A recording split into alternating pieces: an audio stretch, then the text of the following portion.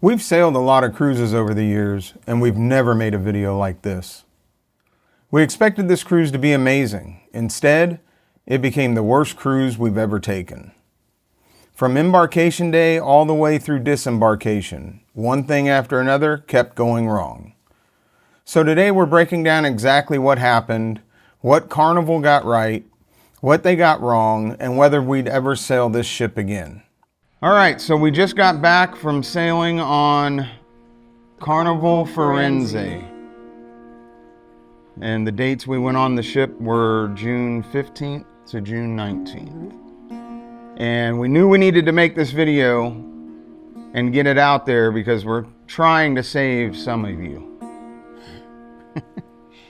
This was by far, in my opinion, the worst cruise we've ever taken. I'd have to agree with that one. So let's start with the beginning, embarkation. So we already know, if you watch all our other videos, you already know with our Royal Caribbean cruises, we go from curbside to on the ship in 15 minutes. Yeah. Right? Carnival, at least in Long Beach, I don't know about other ports, but in Long Beach, Carnival makes you stick to your boarding time, right? And we had our boarding time was between 1 and 1:30. So we got there, we were there at 1. Mm-hmm. And the lines just to get into the terminal were ridiculous. And we had to show our boarding pass to the people outside. Then we get in twice, yeah. Then we get in, and then once you're in the terminal, there's this huge line just to get checked in. Mm-hmm. So then we had to sit in that line. And then when we finally get checked in, that's the third boarding pass time we had to show. Mm-hmm. Then once you get checked in, then you go through security. So now there's another line, right? Lines and lines. It was, yeah. And then once we got through security, then we had to stand in a line to walk through the terminal. And they had checkpoints for them to check The boarding pass again. Like 2 more times before you even get to the gangway. Right. Then you get to the gangway, and that was completely lined up. Yeah. And then once you get to the end of the gangway, getting on the ship, you got to show your boarding pass again. Now that one's, I don't know. I don't know if any of them's understandable because, I mean, we already made it into the... Well, the one to get on the ship, I understand, because that's the same with Royal. Once we go through the gangway, we have to show them, they have to scan our boarding pass saying that we got on board. Yeah, that one's understandable. And maybe 2, like when you first go into the terminal. Right. But not 2 times just to get into the terminal. That was ridiculous. Well, the other thing is if you're going to hold people to the boarding time, then make sure at that time they can get in and get through the process. So, okay, let's start here. First of all, we booked this cruise because we had some friends going on the cruise and it was going to be their first cruise. That's the main reason we booked it. Then another reason we booked it is because we had yet to do anything other than Royal on the channel. So we figured, okay, a Carnival cruise, it'd be good to cover it for the channel. Mm-hmm. So those are the 2 main reasons that we booked this cruise. And it was just a 4-day, no big deal.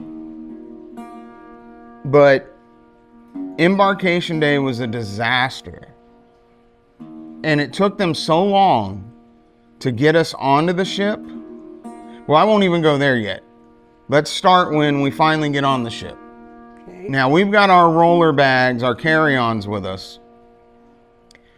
And they had every single elevator on the ship locked down for luggage so they could move luggage to the floors. Every single elevator.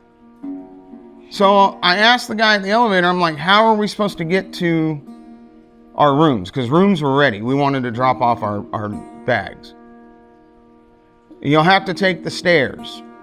And I'm like, with our luggage? And he's like, you got to take the stairs. That's unacceptable. I understand they need to get the luggage, but most cruises we've been on, they'll lock out certain elevators right. for luggage use. Not every single elevator on the ship. Right. On the floor that we enter the ship on. Yeah. And then just to flat out say you got to carry your bags up and down the stairs, that's what the crew member told us. That's just unacceptable. Okay? So we go drop our bags off in the room and we decide, hey, let's go get something to eat. We go up to the buffet and it's closed. Now keep in mind, had they streamlined the boarding process like every other cruise we've been on, we would have been on the ship and at the buffet eating within 30 minutes.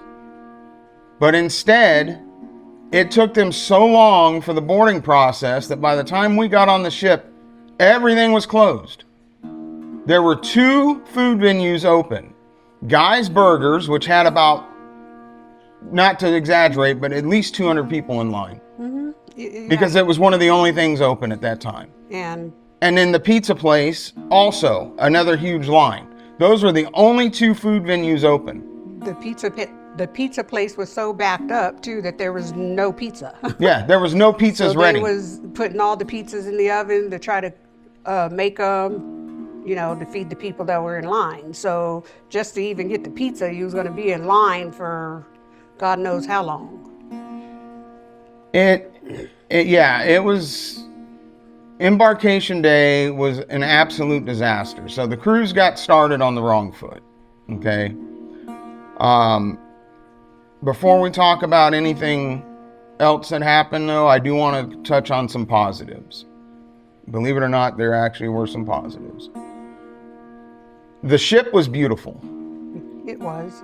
The decor in the ship it's designed beautifully, right? I love the design of the ship, okay? Another positive would be the production show we went to, I thought was really good. Mm-hmm. Okay, the cast, great voices, song choices were good, the interaction with the crowd was good.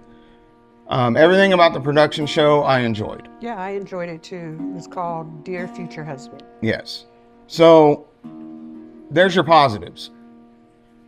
That's probably it. That is it. That's the only positives. Well, and I will say that our stateroom was nice. Our stateroom was good. Our attendant was good. Yes. Yeah, that's it. Okay. Getting around the ship was difficult because of the design of the ship. Again, I love the decor, but the design of this ship is not made for the amount of passengers on this ship. Right. Right? Everywhere you go, it's a sea of people. And then you're walking down a hallway thinking you're going to get from one side of the ship to the other. And next thing you know, it's blocked off. Yep. Right? So now you've either got to go up or down, or you've got to walk. The design of the ship for getting around is horrible. And then let's just talk about the obvious. The amount of people on this ship. Everywhere you went, it was a line. Yeah. To get anywhere. The hallways were just so narrow that it just seemed like you was just in a crowd everywhere. Yeah. Yeah. And so if you wanted to go see, like a comedy show or any of that stuff, the lines were just absolutely ridiculous. The lines for food, even the buffet. Oh my goodness. Yeah, the lines for food was ridiculous. We had to get up I was going to the buffet probably before 7 every morning, and the lines weren't bad then, but then if you went back around 8, 9, forget lines. It. Yeah. And don't get me wrong, there's always going to be lines in the buffet. Yeah. But when we're talking about lines on this ship, it was unusual, right? For it wasn't any cruise we've been on. Yes. Any. So we're not complaining about there being lines, because there's lines on every cruise. But on this cruise, the lines were just absurd. So I don't know how you want to take that, but it wasn't like anything we've seen before. The other thing was, let's go back to embarkation day. So anyway, it took them so long to get us on the ship. There was no food available, so we couldn't eat. So after wandering around to see if there was anything open, we went back by the seafood shack, which was going to open in like 10 minutes. So we're like, okay, we'll just wait here. We'll pay the money, because Seafood Shack is an extra charge. We'll pay the money and we'll just get something from Seafood Shack. Which was opening at 4 p.m. Right. Now, granted, it's now going on 4 p.m. Our boarding time was 1 p.m. So Seafood Shack opens, we order our food, right? I ordered the platter, the seafood platter, and you ordered fish and chips. Mm-hmm. Pay the money, almost $40, and they give us a buzzer. We go sit down, we wait. 45 minutes later, I tell her, maybe we should check on the food. It's been 45 minutes. She goes up there, and you can say what... I went up there to go check on the food, and I do see our food sitting on the hot plate under the warmer, and other, and the people's food that ordered before us, because there was only one person in front of us. Then I noticed the guy that took our order is also the same guy cooking the food and plating the food. So I watched him fry up the French fries, plate the food, put them on the warmer, left them there to go ring out other people. So we had to wait for him to get that line down so that we can even get our food. So again, we paid for food, and it took, by the time we got our food, it was close to an hour. Mm-hmm. And the food was horrible. It was absolute trash. And I don't say that lightly. Like, the food, we paid $40 for trash. The best thing on the plate was the French fries. Exactly. And the fish and chip, I mean, it was all soggy. The breading was all soggy in the middle, and I couldn't even eat it. I tried to take the breading off, and the fish just like crumbling up, like falling. I'm trying to pick it up with a fork, and it's just falling everywhere. So this no seasoning. Yeah, it was horrible. And this cruise was going so bad that we only went to Catalina and Ensenada, right? But at each port, I could not get off the ship fast enough. It was that bad. Normally, I love being on the ship. And ports like Catalina, a lot of times I would probably just stay on the ship. Mm-hmm. Well, this time we had some guests with us. But on this cruise, I needed to get off this ship. I would say that in Catalina, I did enjoy myself. Yeah. And it could be because we was off the ship, right? And not only that, but I ate more food off the ship than I did on the ship. Mm-hmm. Because probably the whole cruise. I did. To be honest. Yeah. To be honest. Because then we went to the dining room one night, and I ordered the strip loin steak that came with mashed potatoes and green beans. Excuse me. When I tell you guys that this was the worst plating of food I've ever seen in my life, my plate arrives, and the size of the strip loin steak was actually decent. But then I have a forkful of mashed potatoes, literally one forkful, and about 8 green beans on the plate. You saw it. I got video of it. It was sad. And then the steak, horrible.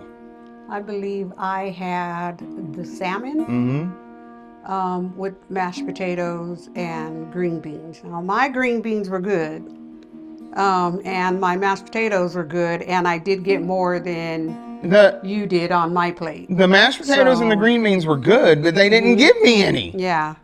The salmon was overcooked, and I love salmon. My favorite fish, actually, but it was like way overcooked.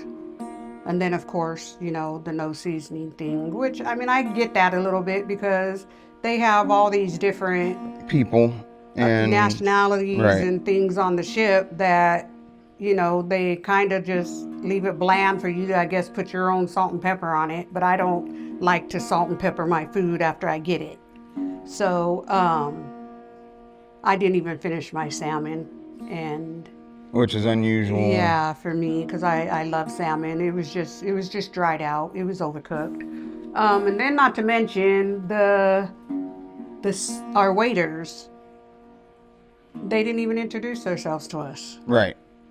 I mean, now my mom did go with us, so she had went to the dining room one night, so they knew her already.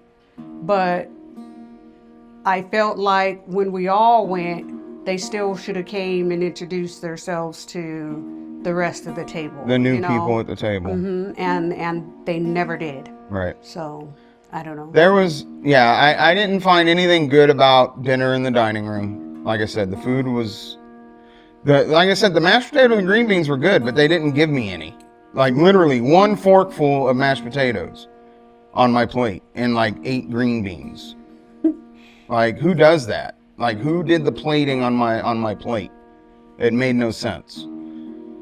But anyway, that and the seafood shack is pretty much all I had on the ship. Well, then we did go to Hibachi. Yes. Now, Izumi. that was a positive. That was excellent. And it's not Izumi on Carnival. It's called something different. Oh, okay. But we did go to Teppanyaki, and the chef, amazing. Yes. Okay? He was great. Funny, entertaining, amazing, and he could cook. So teppanyaki, amazing. The food was great, and the experience was phenomenal. So there's a plus. Probably the only one I found on the ship. You did pick up lunch at the sandwich They had a hot shop dog by the sandwich. pool. I don't remember the name of it, but And you brought me back the cheesesteak. It was okay. The bun was toasted way too much, but it was all right.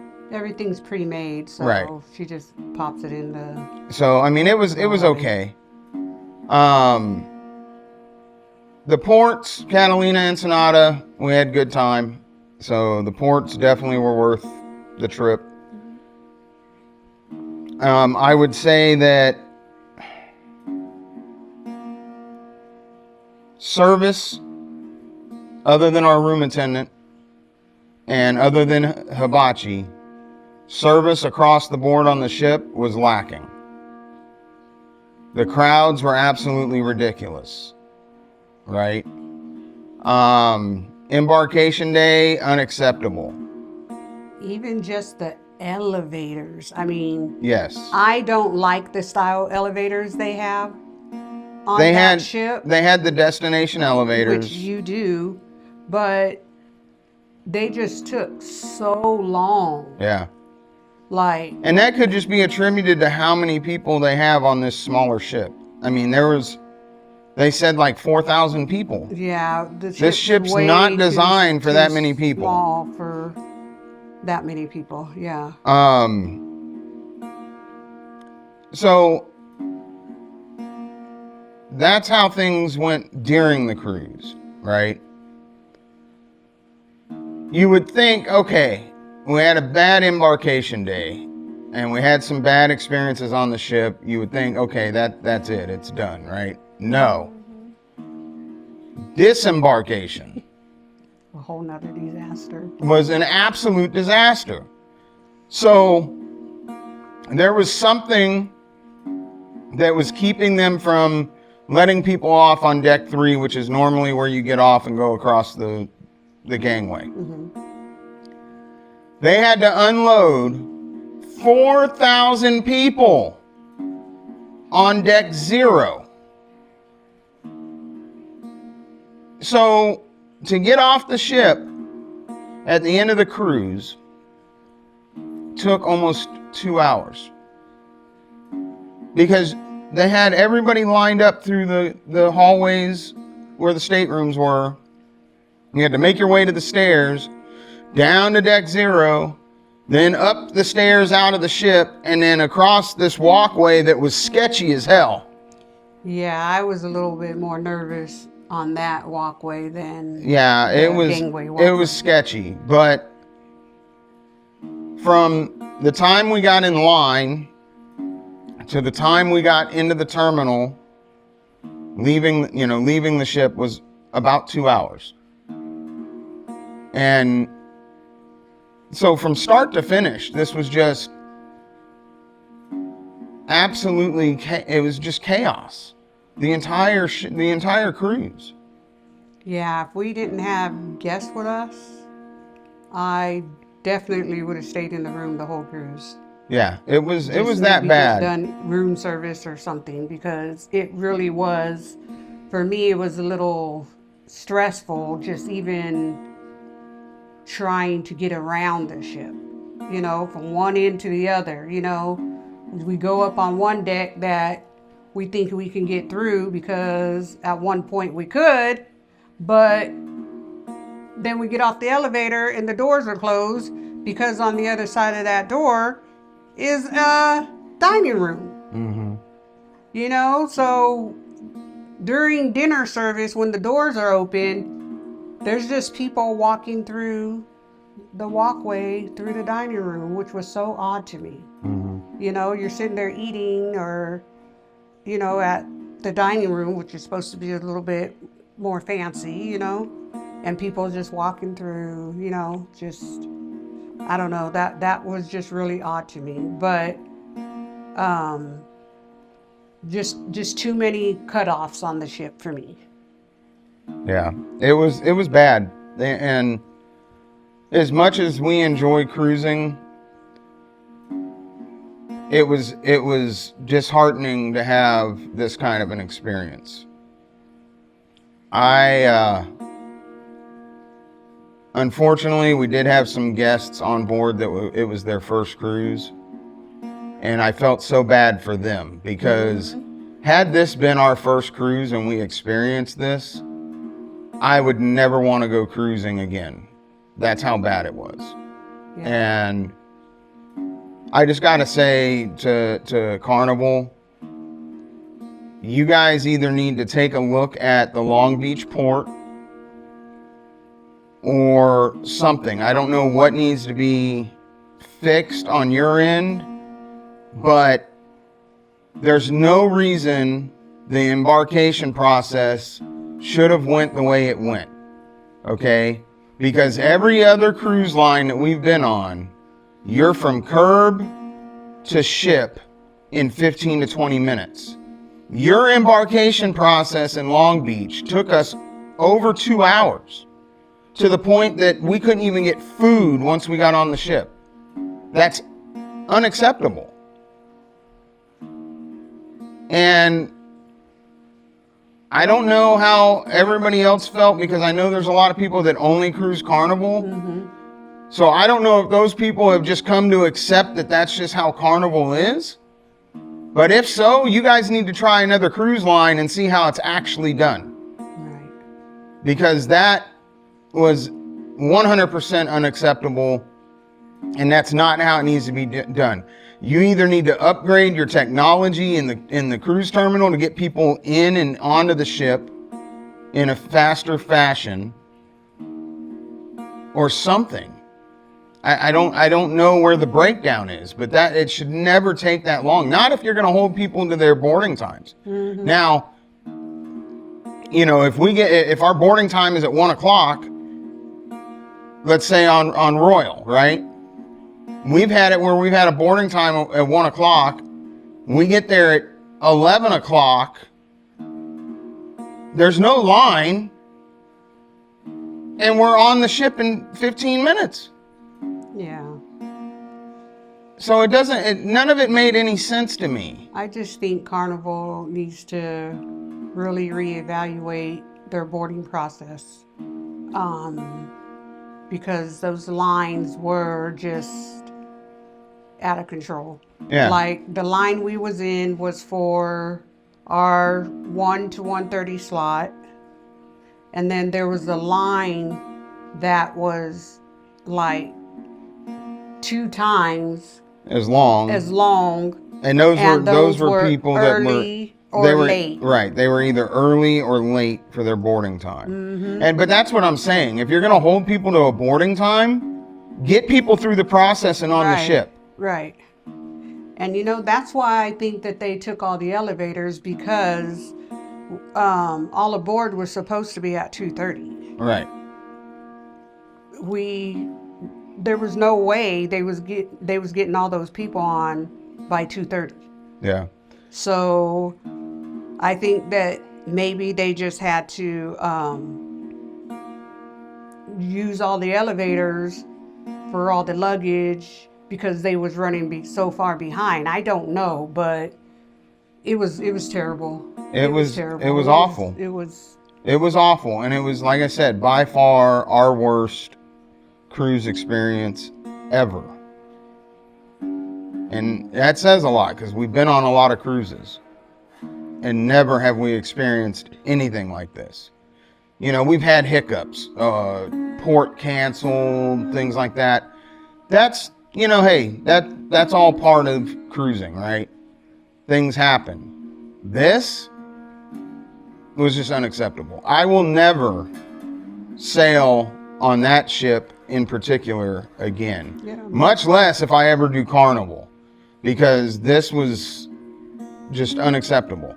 Now, I may want to try Carnival out of maybe Orlando or something like that and see if the process is different. Yeah. But Carnival out of Long Beach for this cruise, unacceptable. I would never do it again. And I don't think I would go on this ship ever again. I mean, this might sound bad, but nobody could even pay for me to go back on that ship. I'm sorry. That's just my feelings about it. I mean, some of you may have cruised on that ship and enjoyed it. And if you have, if you've cruised on Carnival Firenze and you had a similar experience to ours, or you had a completely different experience, comment down below. We'd like to hear about it, because from our standpoint, this cruise was absolutely unacceptable. Yeah. And they could have experienced something totally different than our experience, but it was pretty bad. Yeah. And with all that being said, the final verdict on this cruise, 100% not worth it. Not worth it at all. So take it for what it is. And again, if you've sailed on Carnival Firenze out of Long Beach and you had a different experience, comment below and let us know. Or if you had a similar experience, let us know in the comments. We'd like to hear about it. So with that, guys, just so we're not sitting here bashing this cruise forever, we're going to go ahead and end this right here. And hopefully you guys hopefully this helps somebody. And if it helped you avoid the disaster we had, then that's the goal. Yeah, I would say first timers. Yeah. Oh, if you're a first timer, definitely avoid this. I would say try a different ship, but at the same time, they don't really know what to expect either.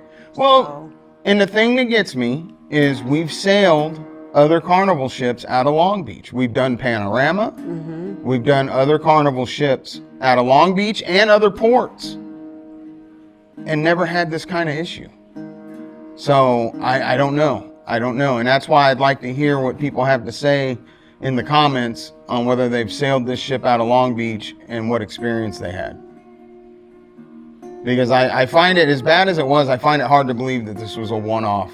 Well, hopefully people will comment and let us know. Definitely. So with that, guys, we're going to go ahead and end this review of the Carnival Firenze. And hopefully it helps somebody. And we will see you guys in the next video.